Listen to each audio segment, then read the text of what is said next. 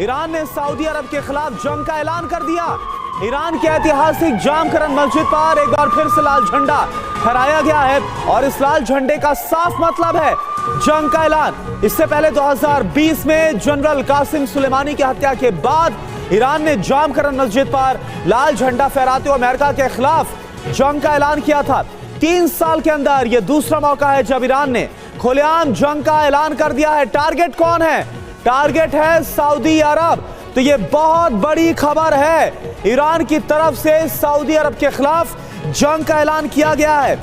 जामकरन मस्जिद के ऊपर की तस्वीर आप देखिए, लाल झंडा जो आपको फहराता हुआ जामकरन मस्जिद के ऊपर नजर आ रहा है, यह इस बात का संकेत है, यह इस बात को बता रहा है कि जंग का ऐलान ईरान की तरफ से किया गया। आपको यह याद दिलाना चाहेंगे जो अभी हमने आपको बताया, साल 2020 में जनरल कासिम सुलेमानी की हत्या के बाद ईरान की तरफ से अमेरिका के खिलाफ इसी तरह से जामकरन मस्जिद यानी कि इसी मस्जिद के ऊपर लाल झंडा फहराकर जंग का ऐलान किया गया था और अब ईरान की तरफ से सऊदी अरब के खिलाफ जंग का ऐलान किया गया है। सुलेमानी की हत्या के बाद ईरान ने इसी तरह से लाल झंडा फहराया था और अब एक बार फिर से लाल झंडे का मतलब क्या है? ये जो एक्सक्लूसिव तस्वीर आप TV9 भारतवर्ष पर देख रहे हैं, इस झंडे को आप देखिए और इसे आप समझिए कि ईरान की तरफ से जब कभी ऐसा किया गया तो उसका मतलब क्या था।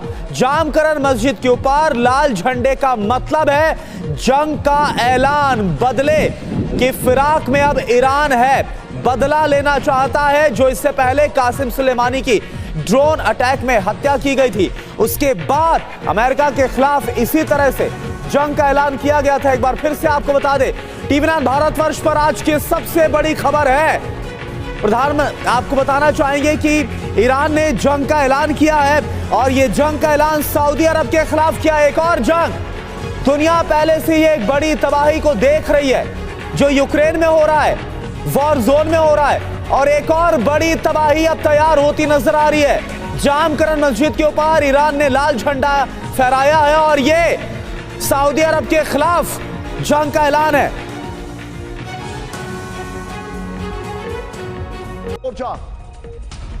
सिर्फ ब्रेकिंग पहले, मिडिल ईस्ट में महायुद्ध के लिए तैयार ईरान और सऊदी अरब में हो सकती है भयानक जंग। विजुअल्स के साथ अब ईरान ने लाल झंडा फहराकर जंग का संकेत दिया। ईरान और सऊदी में जंग पर वॉल स्ट्रीट जर्नल का खुलासा। यह बड़ी खबर है। इस खबर के बाद एक और बड़ी खबर मैं आपको दिखा रहा हूं। 48 घंटे में ईरान कभी भी कर सकता है अटैक। सिर्फ ब्रेकिंग, सऊदी अरब ने अमेरिका को दिया इंटेलिजेंस इनपुट। सऊदी पर ईरान के अटैक को लेकर एक्शन में अमेरिका। मिडिल ईस्ट में मौजूद सैनिकों को किया अलर्ट। विजुअल्स के साथ वॉल स्ट्रीट जर्नल की रिपोर्ट से अमेरिकी एक्शन का खुलासा। राहुल, दोनों ब्रेकिंग, दोनों शॉट दिखाइए। यह इस वक्त की सबसे बड़ी खबर है। खबर यह है कि ईरान वर्सेस सऊदी अरब, वॉल स्ट्रीट जर्नल की रिपोर्ट से खुलासा हुआ। यह कभी भी हो सकता है और यह वो फैक्ट्स है जो हमें हैरान कर रहे हैं। यह लाल झंडा, यह उसका प्रतीक है कि ईरान कुछ करने जा रहा है और ईरान इसलिए करेगा क्योंकि वो डिफ्लेक्ट करना चाहता है चीजें। इस सब के बीच में एक और बड़ी खबर, ईरान को लेकर रूस की अमेरिका को सीधी चेतावनी। ईरान के खिलाफ मीडिया कैंपेन बंद करे अमेरिका। रूस ने कहा अमेरिका की हरकत से मिडिल ईस्ट में बढ़ेगा तनाव। रूसी विदेश मंत्री सर्गेई लैवरोव ने दिया बयान। तीनों ब्रेकिंग, तीनों शॉट दिखाइए। अमेरिका ईरान के खिलाफ सऊदी अरब के लिए आ रहा है। रशिया ईरान की मदद के लिए अमेरिका पर दबाव बना रहा है। क्या यह एक और फ्रंट नहीं खुलता दिखाई दे रहा है? अब जरा मैं आपको फैक्ट्स दिखाता हूं। अब ये बहुत इंटरेस्टिंग है। लाल झंडा मतलब ऐलान जंग। क्या है? आइए देखते हैं, इधर आइए। लाल झंडा मतलब ऐलान जंग। Well made. 2020 अमेरिका से युद्ध का संकेत, यह लाल झंडा फहराया गया। यहां पर 2022 क्या ईरान सऊदी अरब में होगी जंग? अब ईरान सऊदी में टकराव क्यों हो रहा है यह देखते हैं। वजह नंबर 1, सीधे राहुल चेंज करें इसको। यहां पर मिडिल ईस्ट में दबदबा बढ़ाने की कोशिश। नंबर 2, ईरान के आंतरिक मामलों में सऊदी का हस्तक्षेप। नंबर 3, एंटी हिजाब प्रदर्शन पर सऊदी का मीडिया कवरेज। वजह 4, अमेरिका इजराइल से सऊदी के करीबी संबंध। वजह 5, सऊदी में अमेरिकी सैन्य बेस का होना। वजह 6, इजराइल के लिए सऊदी का एयर स्पेस खोलना। वजह 7, रूस के साथ ईरान की नजदीकियां बढ़ना। वजह 8, ईरान में इंटरनल डिस्टर्बेंस होना। वजह 9, अमेरिका का ईरान के खिलाफ प्रोपेगेंडा ध्वस्त करना। यूपी के मुख्यमंत्री ने भ्रष्टाचार के खिलाफ बड़ा एक्शन लेकर एक नजीर पेश की है। योगी ने रिश्वत लेने के आरोपी एक डीएसपी को उसके मूल पद पर डिमोट करने के निर्देश दिए।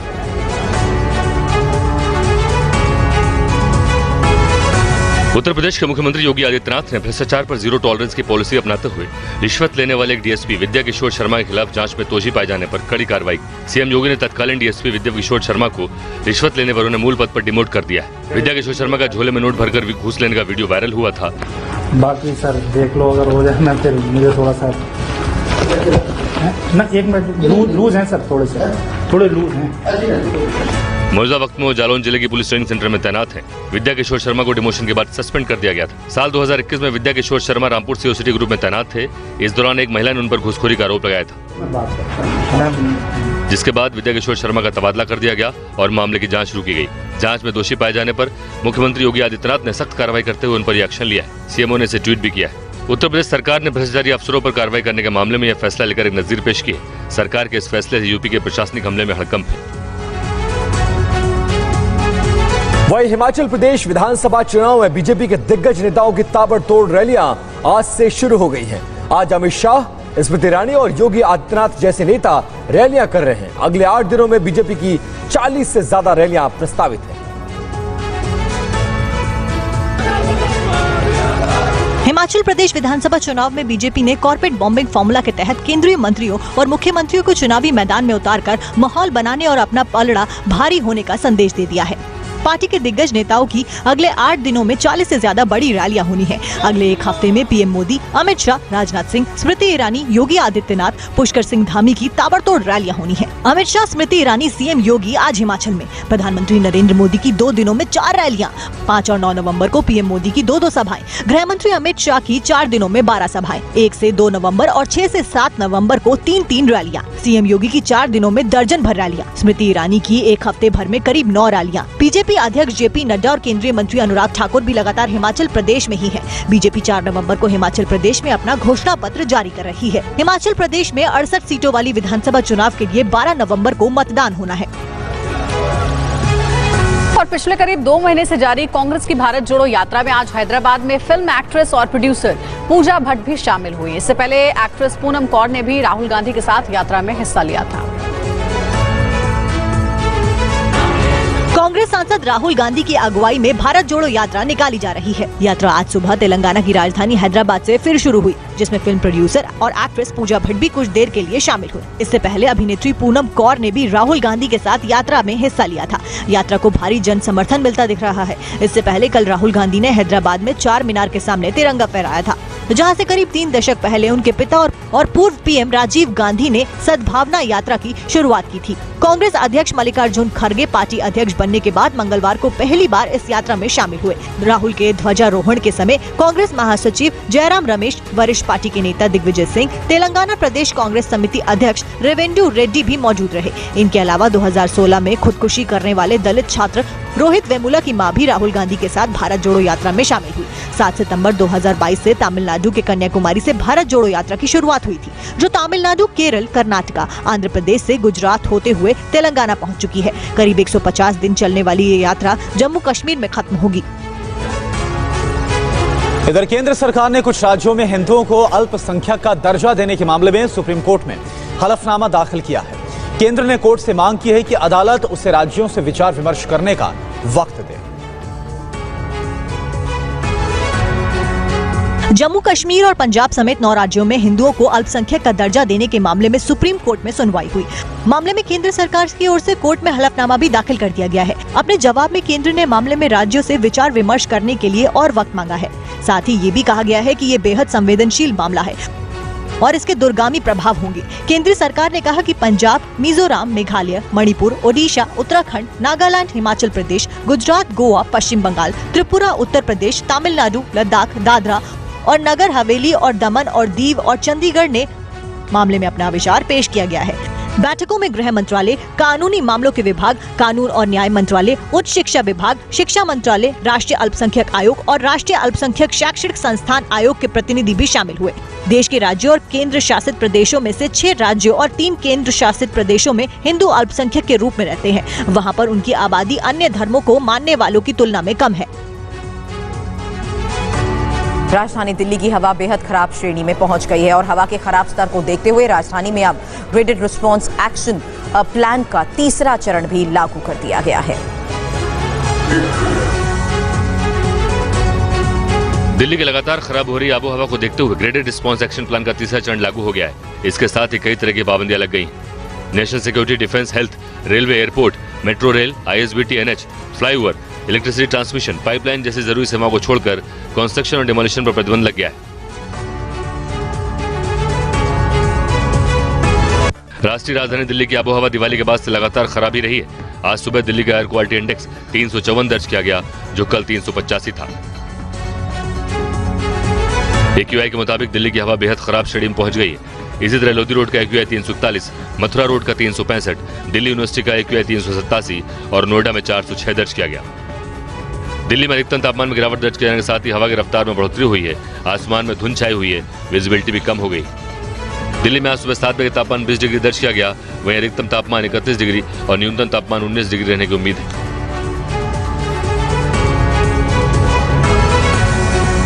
शामली के अजीम मंसूरी की शादी की मनचाही मुराद आज पूरी होने जा रही है। अजीम सेहरा बांधकर और शेरवानी में धूमधाम से बारात लेकर अपनी बेगम को लाने के लिए निकल पड़े।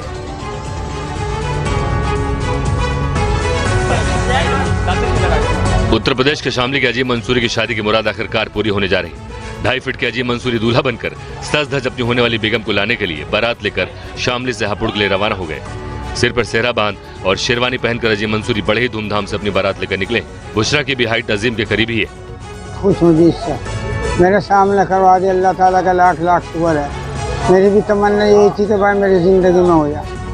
हापुड़ जा रही थी, ये कि भीड़ भाड़ ना हो। अजी भीड़ भाड़ ना हो, इस वजह से ले जा रहे हैं। पहले कितने आदमी शामिल है? 20 आदमी होंगे जी। उधर हापुड़ में बुशरा के घर पर शादी की तैयारियां जोरों पर हैं। घर को सजाया गया और मेहमान भी आने शुरू हो गए। बारातियों के लिए लजीज पकवान बनाए गए। अजीम मंसूरी ने PM मोदी और CM योगी की भी शादी का निमंत्रण दिया है। अजीम 2019 में खबरों में आए थे जब उन्होंने अपनी शादी के लिए थाने में गुहार लगाई। इतना ही नहीं, अजीम मंसूरी ने पूर्व मुख्यमंत्री अखिलेश यादव से भी अपने लिए पत्नी खोजने की गुहार लगाई थी। बॉलीवुड के किंग खान आज अपना जन्मदिन मना रहे हैं। हर साल की तरह उनके घर मन्नत के बाहर फैंस की भारी भीड़ दिखी, जिसे उन्होंने निराश नहीं किया। उन्हें कुछ होता है, कल होना हो, बाजीगर, दिल तो पागल है, दिल वाले दुल्हने ले जाएंगे और वीर जारा जैसी एक से बढ़कर एक सुपरहिट फिल्में दी हैं। आज भी फैंस शाहरुख की एक्टिंग के दीवाने हैं। किंग खान यानी कि शाहरुख खान का आज जन्मदिन है और आप देख सकते हैं वेस्ट एंड में इस वक्त हम उनके बंगले के बाहर है। मन्नत बंगला है और बंगले के बाहर यहाँ पर उनके फैंस इकट्ठा होने शुरू हो गए हैं। सुबह का वक्त है लेकिन आप यहाँ देख सकते हैं भीड़ किस तरह से। माफ कीजिएगा, इजराइल और सऊदी अरब ये सब मिल करके ईरान में जो हालात है, जो आंतरिक हालात हैं, उसे खराब कर रहे हैं। जो इस वक्त हम लगातार देख रहे हैं, हिजाब को लेकर ईरान के अंदर प्रोटेस्ट हो रहा है। महसा अमीनी की हत्या के बाद लगातार ये विरोध प्रदर्शन उग्र होते हुए नजर आ रहे हैं। इन्हीं प्रदर्शनों को, इन्हीं प्रोटेस्ट को हवा देने का आरोप ईरान की तरफ से सऊदी अरब पर लगाया जा रहा है, इजराइल पर लगाया जा रहा है। और मेजर जनरल AK सिवाच इस वक्त हमारे साथ जुड़े हुए हैं। पूरी इस पर ज्यादा जानकारी के साथ उनसे हम जानते हैं कि कैसे वो देख रहे हैं इस लाल झंडे को। हमारे सिवाच सर, आपसे मेरा सवाल है, जामकरन मस्जिद के ऊपर लाल झंडा लगा दिया गया है। सऊदी अरब की तरफ से खुफिया रिपोर्ट अमेरिका के साथ शेयर की गई है। आप कैसे देख रहे हैं इन हालातों को, क्या होने वाला है? देखो, सच्चाई ये है कि हालात काफी नाजुक हैं और ये सच है कि जो प्रोटेस्ट हो रहे थे ईरान में हिजाब के जी सिवाच नहीं कर पा रहा है, तो कहीं ना कहीं उनको लगता है कि इसके अंदर सऊदी और अमेरिका का हाथ है और ऐसे में ये डाइवर्ट करने के लिए ईरान अभी कुछ ना कुछ कर सकता है सऊदी के अगेंस्ट। और ये एक पुख्ता इंटेलिजेंस रिपोर्टें हैं जो कि सऊदी ने भी शेयर किए और अमेरिका ने भी बोला है। और जिस प्रकार से जामकरन मॉस्क पे इन्होंने लाल झंडा लगा लिया है, तो ये 2020 के बाद जब जनरल सुलेमानी को मारा था उस टाइम भी लगा था। तो ये ऐसा लगता है कि जिस प्रकार से सिचुएशन डिटोरेट हो रही है, तो ये किसी तरफ जा सकता है। सबको पता होना चाहिए, व्यूअर्स को, कि ये एक सऊदी और ईरान के बीच में बहुत जोरों से लड़ाई लगी हुई है, क्योंकि जो ईरान है वो शिया है और सऊदी समझता है कि हम सुन्नी के एक लीडर है पूरे मुस्लिम वर्ल्ड में। और ये कहीं ना कहीं टसल थी हौती रिबल्स को भी लेके यमन में, जिस प्रकार से सऊदी ने 2015 में इंटरवीन किया है, हौती रिबल्स को भी ये काफी मदद देता रहा ईरान। तो अब जो सिचुएशन ऐसी लग रही है, काफी नाजुक स्थिति है। और जामकरन के मॉस्क पे लाल झंडा का मतलब लड़ाई का ऐलान। और ऐसा लगता है आने वाले कुछ एक समय में ईरान जो है कुछ न कुछ सऊदी के अगेंस्ट करेगा, बड़ा करने वाला है सऊदी अरब के खिलाफ सर, क्योंकि इसको लेकर खुफिया इनपुट्स अमेरिका से भी शेयर किए गए हैं सऊदी अरब की तरफ से। शुक्रिया आपका major general AK Siwach sir, आपका इस जानकारी के लिए और इसका मतलब समझाने के लिए। इस लाल झंडे का मतलब क्या है? अब से थोड़ी देर पहले जब आधी दुनिया सो रही थी, ईरान ने सऊदी अरब के खिलाफ जंग का ऐलान कर दिया। ईरान के ऐतिहासिक जामकरन मस्जिद पर एक बार फिर से लाल झंडा फहराया गया है। जामकरन मस्जिद में एक बार फिर से लाल झंडा लहराया गया। इससे पहले 2020 में कासिम सुलेमानी की हत्या के बाद ईरान ने अमेरिका के खिलाफ इसी तरह की जंग का ऐलान किया था। सऊदी अरब की खुफिया एजेंसी ने दावा किया है कि ईरान की सेना अगले कुछ घंटे में सऊदी अरब पर हमला कर सकती है। अमेरिका को भी खबर दी गई है कि ईरान के रेवोल्यूशनरी गार्ड्स ने सऊदी अरब पर हमले की पूरी तैयारी कर ली है। सऊदी ने अमेरिका से मदद भी मांगी है। ईरान ने सऊदी अरब के खिलाफ जंग का ऐलान क्यों किया, इस बात का खुलासा अब तक नहीं हुआ है। लेकिन कुछ दिन पहले ईरान के सेना प्रमुख ने सऊदी अरब पर आरोप लगाया था कि हिजाब मामले में सऊदी अरब ईरान में विद्रोह भड़काने की साजिश रच रहा है। सेना प्रमुख ने चेतावनी दी थी कि अगर सऊदी अरब नहीं माना तो अंजाम बुरा। Beautiful roster, beautiful girl.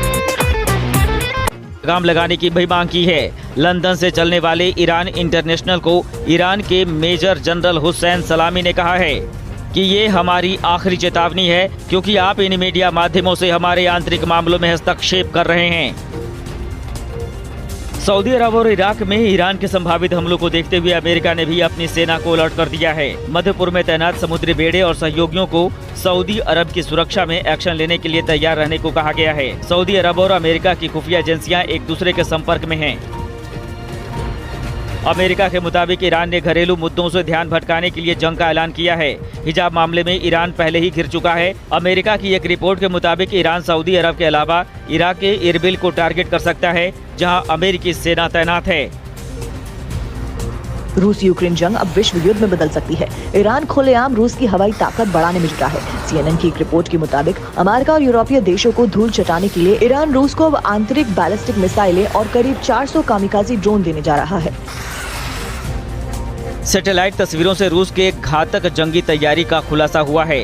Kinjal hypersonic missile को ले जाने में सक्षम रूस के 3 MiG-31 विमानों को बेलारूस के माचुशिली एयरफील्ड में देखा गया। रूस की न्यूक्लियर धमकी और ईरान के जंगी इरादे को देखते हुए अमेरिका ने यूरोप समेत कई मोर्चों पर अब तक की सबसे बड़ी सैन्य तैनाती की है। यूरोप के लिए USS गेराल्ड कूच कर चुका है, जो नवंबर के दूसरे हफ्ते में इंग्लैंड में मोर्चा संभालेगा। USS गेराल्ड पर F-35 फाइटर जेट की कई स्क्वाड्रन तैनात हैं।